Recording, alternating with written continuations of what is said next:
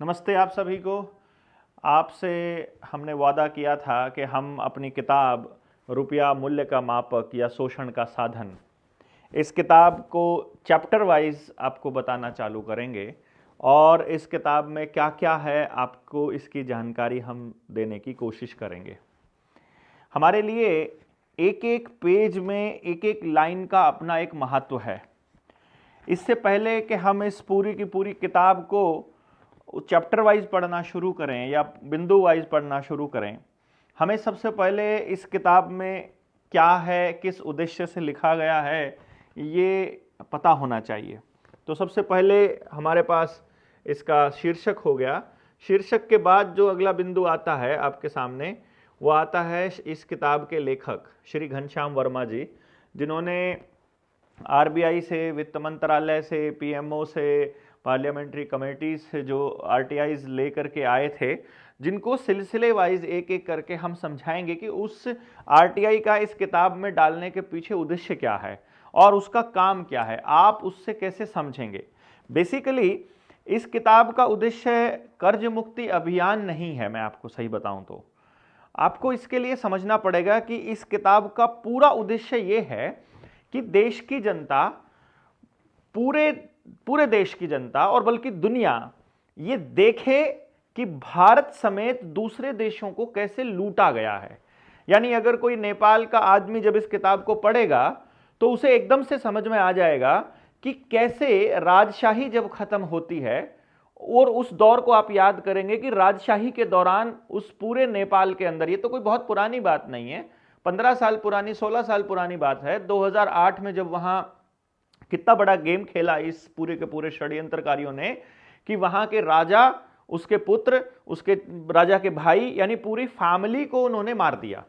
और फिर ये कहा, क्या क्या कहा कि राजा को उसके भाई ने मार दिया और उसके भाई को उसके पुत्र ने मार दिया और आपस की गोलीबारी में सारे मर गए। मतलब पूरे नेपाल के अंदर उस जो राजशाही परिवार का एक भी वारिस जिंदा नहीं बचा। और फिर उसके बाद इस रॉकफेलर फाउंडेशन और रॉथस्चिल्ड के पूरे खेल, इस पूरे वर्ल्ड इकोनॉमिक फोरम को बड़े आसानी से यूनाइटेड नेशंस ने खेल खेला और वहां पर लोकतंत्र का ड्रामा चालू किया।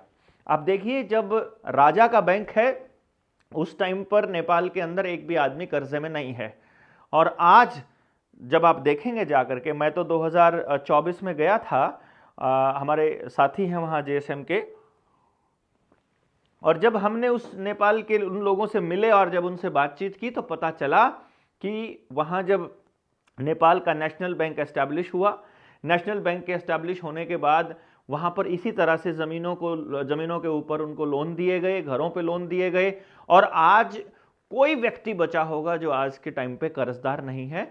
और बल्कि जिस वक्त हम वहाँ गए हुए थे उस टाइम पे तो उस गांव के, जिस गांव में हम रुके थे, उस गांव की एक महिला और उसका पति दोनों जेल में थे और पिछले 2-3 साल से जेल में थे। तो उसके लिए प्रयास चल रहे थे कि उसके लिए कुछ ऐसा हो सकता है क्या। मैंने कहा अभी नेपाल का आरटीआई का क्या सीन है वो मुझे नहीं मालूम है, क्योंकि जब भारत में आरटीआई बनी होगी तो दुनिया में अलग अलग देशों में उन्हीं दिनों में बनी होगी, क्योंकि ये पूरा खेल इस हिसाब से चलता है कि जो चीज़ यहाँ चल रही होती है पैरेलल में किसी ना किसी कंट्री के अंदर उसी चीज़ को अमली जामा पहनाया जा रहा होता है। तो इसमें घनश्याम वर्मा जी ने पूरा का पूरा रिसर्च का जो मटेरियल है वो इस किताब में रख दिया है, और उनका मैं हृदय की गहराइयों से धन्यवाद करूंगा कि मुझे सह लेखक बनने का अवसर दिया, मौका दिया और सम्मान दिया कि जो भी थोड़ी बहुत सहायता हम लोग उनकी कर पाए थे इस पूरे के पूरे अभियान में किताब छपने से पहले तक, तो उस को सम्मान देते हुए इन्होंने ये देखा कि भाई उन्होंने मुझे साफ साफ बोल दिया कि भलारा जी, मैं और मतलब मुझे कोई ऐसा व्यक्ति नहीं मिला जिसके ऊपर हम इतना ट्रस्ट कर सकें, और अब हम इस पूरी थाती को आपको सौंपते हैं कि हमारे जाने के बाद इसको पूरे समाज में लेकर के जाना अब आपकी जिम्मेदारी है। तो उस पूरी जिम्मेदारी को निभाते हुए हम पूरा जा रहे हैं इधर। फिर जब आप इस पूरे, अरे ये जूम इन हो, चलिए अभी फिर इससे आगे जब आप जाते हैं तो अगले पेज पे जब आप जाएंगे तो हमने इसे कुछ कुछ पार्ट यहाँ पर आपको दिए हैं कि अंग्रेजी में इसका नाम, जो कि आपको अमेजन वगैरह पे मिलेगा तो अंग्रेजी में ही नाम मिलेगा, फिर घनश्याम वर्मा जी से अगर आपको मिलना है तो उनके लिए आप उसके लिए आपको हमने यहाँ पर उनकी मेल आईडी दी है, आप उनको मेल करके उनसे संपर्क कर सकते हैं। आप हमें भी इस किताब के बारे में देखिए, अब आपको क्या करना है, जब आप ये किताब पढ़ रहे होंगे, ऑफसेट प्रिंटिंग है जिसकी वजह से जो आरटीआईज और दूसरे दस्तावेज हमें आरबीआई से मिले हैं वो जब छपते इस तरह से छपते हैं तो ठीक से छपाई नहीं होती और वो इंक की फैलावट की वजह से उसमें थोड़ा बहुत धुंधलापन है, तो उसका छोड़ दीजिए, उसकी क्वालिटी को थोड़ा सा हल्के में, मतलब आप ये लीजिए कि वो वाला प्रिंटिंग बहुत अच्छी है, जैसे आप प्रिंटिंग वाला पार्ट देखेंगे यहाँ कोई दिक्कत नहीं है प्रिंटिंग में। तो अभी ये हमारे पास वाइट पेपर वाली किताब आ गई है, जो येलो पेपर था ऑफ वाइट वाला वो नहीं है, उससे अगली है। तो इसमें आपको देखना होगा कि ये इस टाइम तक ISBN नंबर नहीं मिला था हमें, तब की ये फाइल है, तब बता रहा हूँ। और drdev.nidar@gmail.com ये हमने ईमेल आईडी इसके अंदर दी है कि आप अपना वो पूरा पार्ट देंगे, अपनी पूरी की पूरी जो भी अपना फीडबैक जब आप इसके अंदर देंगे। तो हमने जो जय गुरुदेव बाबा, ये इसलिए इनको हमने कंसिडर किया है, इनको लिया है कि इन्होंने रुपए के मसले पर क्या बोला है, जब वो अपने संदेश लिया और उसमें से मेन संदेश रुपए पर क्या बोला है। अंग्रेजों का राज था, न्याय होता था। मैं आपको इसमें से पढ़ के सुनाता हूं, आपके सामने है, उसमें जो भी एरर होगा उसमें एरर हो सकता है, इसमें नहीं है। अंग्रेजों का राज था, न्याय होता था, उसके अंतर्गत रहते थे, मतलब न्याय के अंतर्गत रहते थे। ये सब परेशानी नहीं थी, यानी जो आज हो रही है। ये मैं 1986 की बात बता रहा हूं।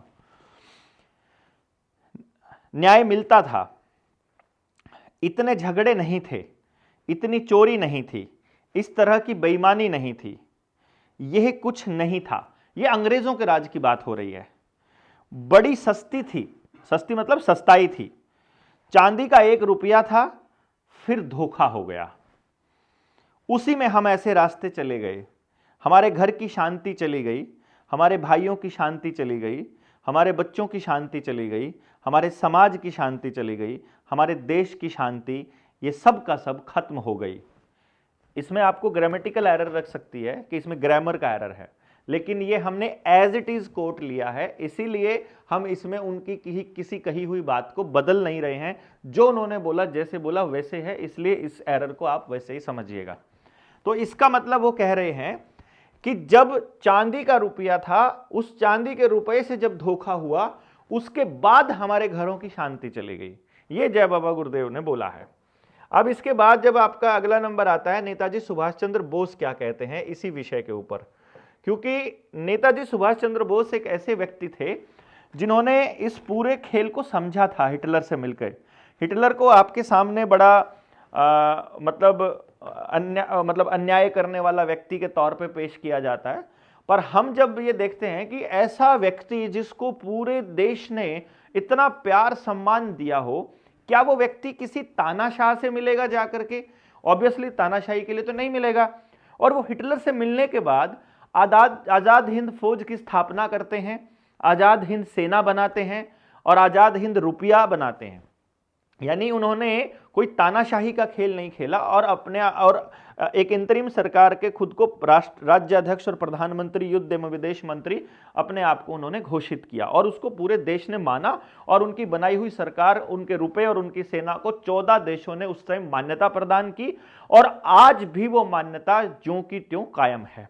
उन्होंने इसके ऊपर उन्होंने इस जो ये बातचीत उन्होंने कही है, ये कोट मैं आपको करके पढ़ के सुनाता हूं।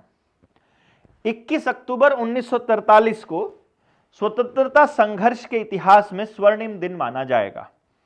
पूर्वी एशिया के समस्त भागों के भारतीय स्वतंत्रता लीग के प्रतिनिधि सिंगापुर के कैथे सिनेमा हॉल में स्वतंत्र भारत की अस्थायी सरकार की स्थापना की ऐतिहासिक घोषणा सुनने के लिए एकत्रित हुए। खचाखच भरे हॉल में नेताजी सुभाष चंद्र बोस ने घोषणा में कहा, यानी कि ये उस टाइम की बात है जब सिंगापुर के कैथे सिनेमा हॉल में जो इंटरिम गवर्नमेंट जो बनाई थी नेताजी ने, उसमें उस घोषणा को सुनने के लिए जो लोग आए हुए थे, वहां रुपए के ऊपर उन्होंने किस पॉइंट पर उन्होंने क्या बोला था इस बारे में ये होगा।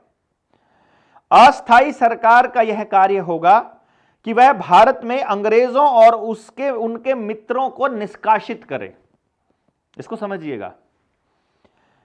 अस्थाई सरकार का यह काम होगा कि वो अंग्रेजों और उनके मित्रों, जो भी अंग्रेजों के मित्र हैं उस टाइम पर, जो जिसको आज आप लोग राष्ट्रीय समलैंगिक संघ बोलते हैं, वो उस टाइम अंग्रेजों के साथ मिलकर काम कर रहे थे और हमारे क्रांतिकारियों के खिलाफ।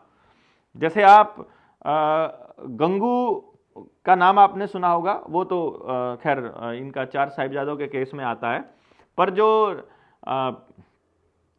चंद्रशेखर आज़ाद का जिसने पता बताया था, उसका नाम आप फाइंड करके देखिएगा, मेरे दिमाग से स्किप हो रहा है, आप निकाल लीजिएगा, इतिहास में आपको मालूम पड़ जाएगा वो कौन था। वो भी गंगू के ही फैमिली में से कोई था और उन्हीं की फैमिली में से आजकल हमारे देश के साथ में गद्दारी कर रहे हैं, वही सत्ता के साथ बैठ के आज बैठे हैं और आज हमारे खिलाफ भी उसी के परिवार के लोग लगे हुए हैं। तो आप उसको ढूंढ लीजिएगा कौन था वो। अस्थाई सरकार का यह भी कर्तव्य होगा कि भारतीयों की इच्छानुकूल और उनके विश्वास की आजाद हिंद की स्थायी सरकार का निर्माण करे। ये उन्होंने बोला कि भारतीयों की इच्छा के अनुसार उनके विश्वास की आजाद हिंद की स्थायी सरकार का निर्माण करे। नेताजी द्वारा घोषणा का प्रेरणापूर्ण अपील के साथ समापन हुआ। ईश्वर के नाम पर, पूर्वजों के नाम पर, जिन्होंने भारतीयों को एक सूत्र में बांधकर एक राष्ट्र बनाया, उन स्वर्गवासी वीरों के नाम पर जिन्होंने शौर्य एवं आत्म बलिदान की परंपरा बनाई, हम भारतवासियों से देश की स्वतंत्रता के लिए युद्ध करने और भारतीय झंडे के नीचे आने का आह्वान करते हैं। यानी उन लोगों को जिन्होंने हम शहादत दी है, जिन्होंने एक राष्ट्र बनाया है, उनके लिए एक भारतीय झंडे के नीचे हम आने का आह्वान करते हैं, मतलब आने वाले टाइम में युद्ध लड़ने और इसके लिए। तो ये घोषणा जो है आज़ाद हिंद सरकार की ओर से साइन था, जिसमें सुभाष चंद्र बोस जो राज्याध्यक्ष थे, प्रधानमंत्री भी थे, युद्ध एवं विदेश मंत्री भी थे, कैप्टन श्रीमती लक्ष्मी महिला संगठन, M.A. अय्यर प्रचार एवं प्रसारण, लेफ्टिनेंट कर्नल A.C. चटर्जी वित्त मंत्री, lieutenant colonel Aziz Ahmed, lieutenant colonel N.S. Bhagat, lieutenant colonel J.K. Bhonsle, lieutenant colonel Gulzar Singh, lieutenant colonel M.Z. Kiyani, lieutenant colonel A.D.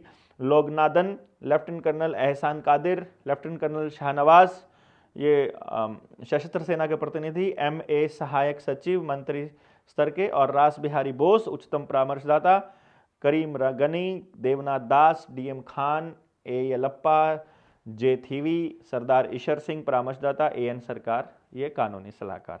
ये बताते हैं नेताजी सुभाष चंद्र बोस की उद्घोषणा के बारे में। विनोबा भावे के विचार क्या कहते हैं रुपए के बारे में, ये आपको समझना होगा इस संदर्भ में कि जब आप किसी तथाकथित पढ़े लिखे अनर्थशास्त्री से मिलेंगे, जो अपने आप को अर्थशास्त्री बोलता है, तो वो आपको कहेगा कि रुपए की वैल्यू घट गई, डॉलर के मुकाबले रुपए की वैल्यू बढ़ गई या घट गई, इस भाषा में वो बात करेगा। तो आपको तब ये बात याद आएगी विनोबा भावे जी की, जो उन्होंने कही है। उन्होंने कहा, पहले हम इसको रेफरेंस देख लेते हैं। 6 अगस्त 1948 को राजघाट पर अपने वक्तव्य में विनोबा भावे कहते हैं, ये आज़ाद होने के बाद की बात हो रही है, जब हम ये कह रहे हैं कि 1947 की अगस्त में जब हम आज़ाद हो चुके हैं, उसके लगभग ठीक 1 साल बाद अपने वक्तव्य में विनोबा जी कहते हैं, पैसे की कीमत रोज बदलती रहती है। इसको समझना, पैसा मतलब उस टाइम पर भी वो इसी तरह से बोल रहे हैं कि पैसे की कीमत रोज बदलती रहती है, वह पैसा पक्की बात क्या कर सकता है। यानी देखो, पैसा जो है वो फिक्स होगी उसकी कीमत, तो ही वो पक्की बात कह पाएगा ना। आज उस रुपए में कितना सामान खरीद रहा है, कल कितना सामान खरीद रहा है। यानी आज हमारा जो रुपया घर में रखा है उससे कुछ सामान आता है, अगले दिन हम कहें कि नहीं भाई सेंसेक्स ऐसा हो गया और अब रुपए की वैल्यू डॉलर के मुकाबले अब इसी से वही चीज कम आएगी, तो फिर इसका मतलब क्या हुआ। वो कह रहा है यह पक्की, वह पैसा पक्की बात क्या कर सकता है, वह तो लफंगा है। इन्होंने रुपए, इस पैसे को, जो ये ब्रिटिश रुपया है, इसको उन्होंने लफंगा बोला है, जो आज एक बात कहता है कल दूसरी कहता है और परसों तीसरी कहता है, उसी को तो हम लफंगा कहते हैं ना। वही पैसे की हालत है, उसी पैसे को हमने अपना कारोबारी बना लिया, इसी से हमारी सरकार घाटे में आ गई और लोग भी तंग हो रहे हैं। पैसे की असली कीमत तो कोई है ही नहीं, इसलिए इसकी कीमत चढ़ा और उतरा करती है, यानी जिसको इन्फ्लेशन और डिफ्लेक्शन बोल रहे हैं, डिफ्लेशन बोल रहे हैं। अनाज की वास्तविक कीमत तो ना चढ़ती है ना उतरती है। आपको 3 रोटी खानी है, उसमें जितना अनाज लगता है उतना ही अनाज लगता है, जितना बीज लगता है उतना ही बीज लगेगा, जितना पानी लगता है उतना ही पानी लगेगा। वो ये इसको इस तरह से बोल रहे हैं। उसकी पोषक शक्ति में तो कमी बेशी हो ही नहीं सकती, वो तो हो तो दूसरी बात है, लेकिन वैसा कम होता है। तो ये शांति यात्रा जो अपनी किताब है उसके पेज नंबर 141 पर उन्होंने, विनोबा जी ने लिखा है, उसका रेफरेंस देते हुए हमने यहां पर लिखा है। आगे एक अन्य स्थान पर भी वो करेंसी को लफंगा करार देते हुए कहते हैं कि रुपया तो लफंगा है, कभी कहता है रुपये में 4 शेर जवारी, कभी कहता है रुपये में 2 शेर जवारी, और ऐसे लफंगे को हमने अपना कारभारी यानी प्रबंधक मैनेजर बनाया हुआ है, इसलिए हमारा जीवन भी वैसा ही बन गया है। आजकल हमारे देहातों का जीवन भी कांचन लोभ के कारण परावलंबी, किसी और के ऊपर निर्भर और दुखी बन गया है। अन्न को छोड़कर जीवन की दूसरी बहुत सारी आवश्यकताओं की पूर्ति करने के लिए देहातियों को भी रुपए की जरूरत होने लगी है। यानी आप देखिए 1948 में वो कह रहे हैं कि अब बाकी जरूरतों के लिए देहातियों को भी रुपए की जरूरत होने लगी है।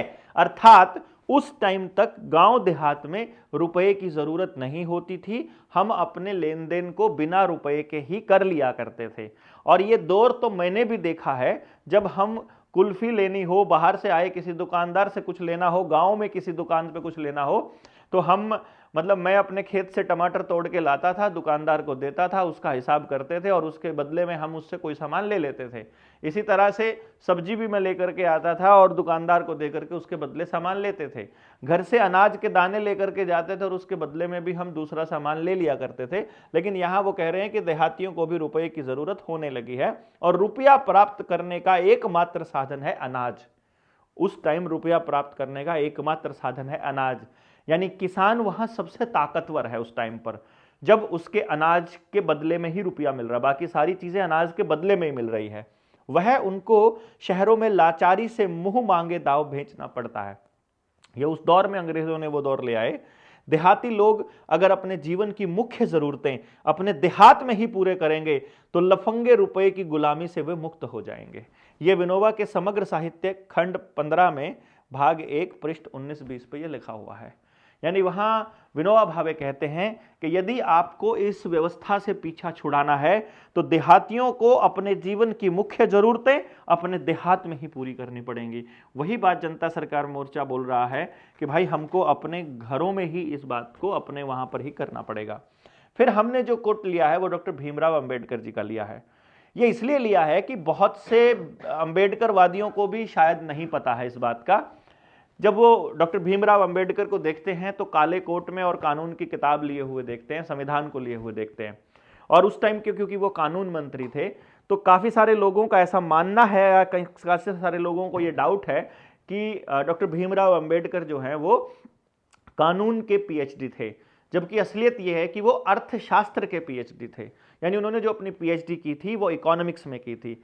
और रुपए की समस्या, आप इस किताब को नोट कर लीजिए, रुपए की समस्या, ये एक ऐसी किताब है जिसमें उन्होंने वो सब जो आज हो रहा है हमने इस किताब में दिया है और ये होगा ये उन्होंने अपनी रुपए की किताब में एक्सप्लेन कर दिया था कि ये रुपया कैसे बर्बाद करेगा देश को। लेकिन हम क्या करते हैं, हम डॉक्टर भीमराव अंबेडकर को तो मानते हैं पर डॉक्टर भीमराव अंबेडकर की नहीं मानते। तो जो डॉक्टर भीमराव अंबेडकर ने बोला है रुपए पर, उसको हमने कभी पढ़ा नहीं। अगर पढ़ लिया होता तो आज वो लोग गरीब और शोषित नहीं होते जो आज अपने आप को गरीब और शोषित बोल रहे हैं, जो आज 5 किलो अनाज फ्री में लेने के लिए लाइनों में लग जाते हैं और अपना अंगूठा देते हैं, अपनी इतनी सेंसिटिव इंफॉर्मेशन देते हैं, अपना आधार कार्ड और फैमिली कार्ड सारा कुछ दे देते हैं। उस टाइम पर वो ऐसा नहीं होता। तो 26 जनवरी 1950 को हम ये तब बोल रहे हैं, ये संसद में उन्होंने ये बात बोली हुई है जो मैं बोल रहा हूं। 25 नवंबर 1949 को संविधान सभा में डॉक्टर बी आर अम्बेडकर द्वारा दिए गए भाषण से है ये। वो कह रहे हैं कि 26 जनवरी 1950 को हम अंतर विरोधों के जीवन में प्रवेश करने जा रहे हैं। अंतर विरोध, हमारे आपस में बीच में ही विरोध चालू हो जाए। राजनीति में हम समानता प्राप्त करेंगे और हमारे सामाजिक और आर्थिक जीवन में असमानता होगी। देखिएगा कमाल, राजनीति में समानता का मतलब है कि अमीर से अमीर टाटा बिरला की वोट भी एक आदमी की एक वोट और गरीब से गरीब आदमी की भी एक वोट, ये तो है राजनीतिक बराबरी। लेकिन सामाजिक और आर्थिक जीवन में असमानता होगी। यानी कि आप सोसाइटी में पैसे वाले को किस नज़र से देखेंगे, किसी पद वाले को किस नज़र से देखेंगे, और अर्थ में किसी को पैसा कितना मिलेगा, किसी को कैसे, जो अर्थ की डिस्ट्रीब्यूशन है वो कैसी होगी, वो उसको कह रहे हैं वहां असमानता होगी, वहां अनइक्वालिटी होगी। राजनीति में हम एक आदमी एक वोट और एक वोट एक कीमत के सिद्धांत को पाने जा रहे हैं। हम सामाजिक और आर्थिक जीवन में अपने सामाजिक और आर्थिक ढांचे के अंतर्गत एक आदमी और एक कीमत के सिद्धांत को अस्वीकार करते रहेंगे, ये उस वक्त बोल रहे हैं। प्रतिरोधों के इस जीवन को हम कब तक वहन करते रहेंगे, हम अपने सामाजिक और आर्थिक जीवन में कब तक समानता को नकारते रहेंगे। अगर यह असमानता की स्थिति लगातार बनी रही तो राजनीतिक स्वतंत्रता खतरे में पड़ जाएगी।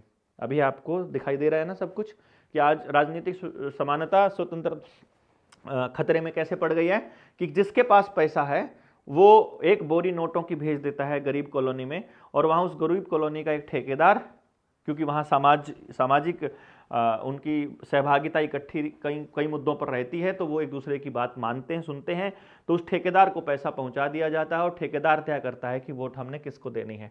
तो वही चीज जो हो रही है, जितनी जल्दी हो सके इस अंतर विरोध को खत्म करना होगा, वरना वे लोग जो इस असमानता को भोग रहे हैं राजनीतिक लोकतंत्र के ढांचे का, जिसे संविधान सभा ने बड़ी मेहनत से बनाया है, उड़ा कर रख देंगे।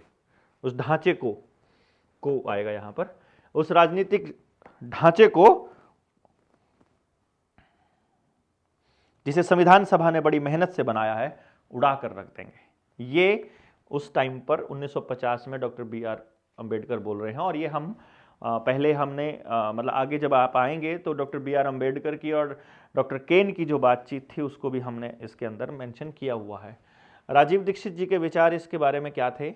जिस सिस्टम को हम चला रहे हैं वो सिस्टम अंग्रेजों ने बनाया हुआ है। व्यवस्था मतलब लूटने के लिए, गरीबी पैदा करने के लिए और भूखमरी पैदा करने के लिए।